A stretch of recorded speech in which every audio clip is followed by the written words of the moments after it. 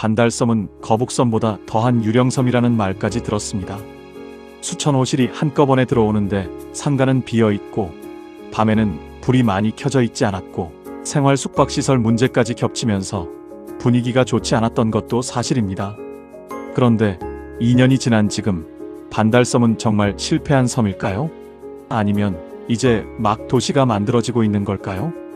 2만120 유령섬 이미지가 생긴 이후 초반 반달섬 분위기만 보면 유령섬이라는 말이 왜 나왔는지 이해는 됩니다.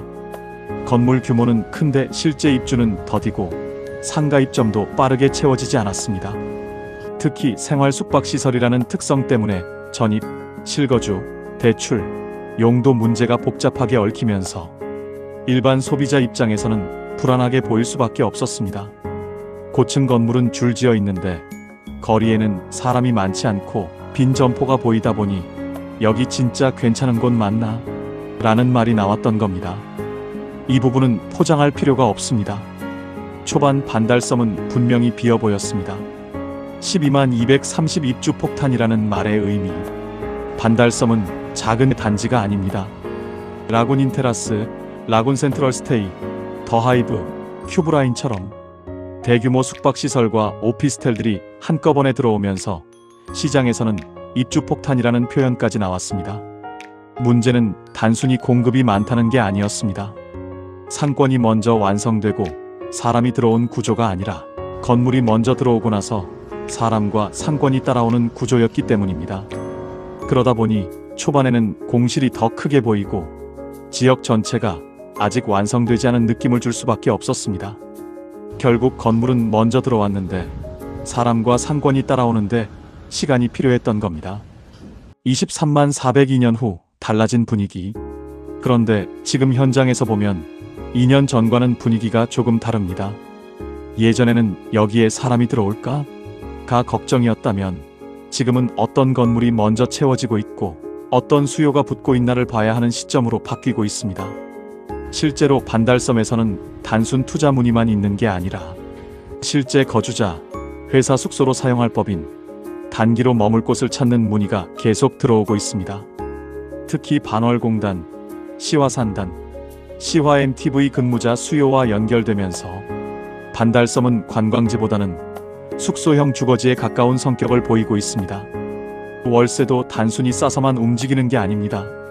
주차, 건물 컨디션, 방 상태, 관리 상태, 회사와의 거리까지 같이 보고 들어오는 분들이 많습니다. 40만 520 거북섬과 반달섬 차이. 반달섬은 거북섬과 자주 비교됩니다. 그런데 두 지역은 성격이 다릅니다. 거북섬은 웨이브파크, 관광, 레저 이미지가 강합니다. 놀러가는 곳, 방문하는 곳, 외부 유입을 기대하는 상권의 성격이 있습니다. 반면 반달섬은 실제로 머무는 사람, 출퇴근하는 사람, 회사 숙소로 사용하는 사람, 단기 거주자의 수요가 더 중요합니다. 거북섬이 놀러오는 사람이 중요하다면 반달섬은 실제로 머무는 사람이 중요합니다. 이 차이를 모르고 같은 기준으로 비교하면 판단이 틀어질 수 있습니다. 반달섬은 관광지라기보다는 아직 만들어지고 있는 숙소형 주거지에 가깝습니다. 52만 650 건물별 분위기.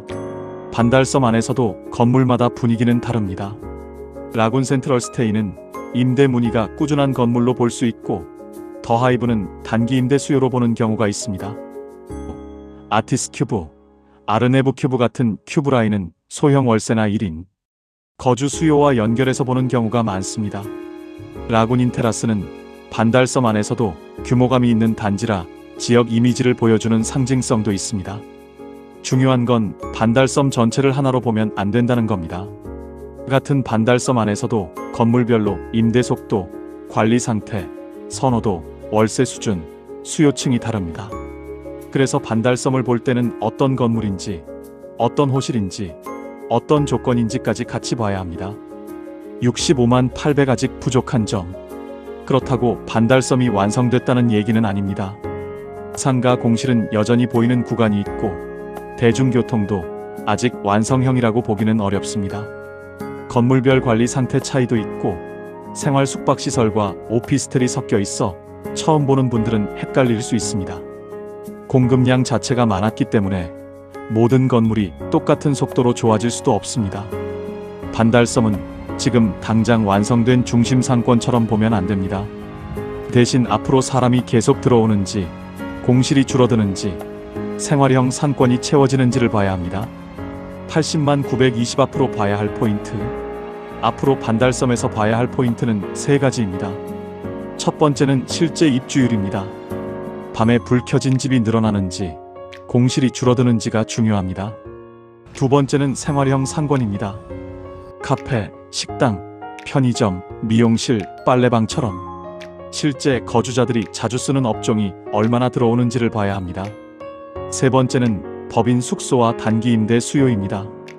회사 숙소, 출장자, 단기 거주자, 공단 근무자 수요가 계속 붙는다면 반달섬의 분위기는 지금보다 더 달라질 수 있습니다. 결국 반달섬은 화려한 개발 호재만 보는 곳이 아니라 실제로 사람이 들어와서 사는지, 월세가 도는지, 생활형 상권이 채워지는지를 봐야 하는 곳입니다. 920만 천결론. 정리하면 반달섬은 한때 유령섬이라는 말을 들을 만큼 초반 분위기가 좋지 않았던 건 사실입니다. 하지만 지금은 단순히 실패한 섬이라고 보기에는 실제 입주, 임대 수요, 상권 움직임이 생기고 있습니다. 반달섬은 완성된 도시가 아닙니다. 아직 만들어지는 중입니다. 그래서 지금 봐야 할 건 망했냐, 안 망했냐가 아닙니다. 2년 전보다 사람이 들어오고 있는지, 공실이 줄어드는지, 생활 인프라가 채워지고 있는지를 봐야 합니다. 반달섬은 유령섬이라기보다 아직 평가가 끝나지 않은 섬에 가깝습니다. 끝난 곳이 아니라 이제부터 진짜 검증이 시작되는 곳입니다.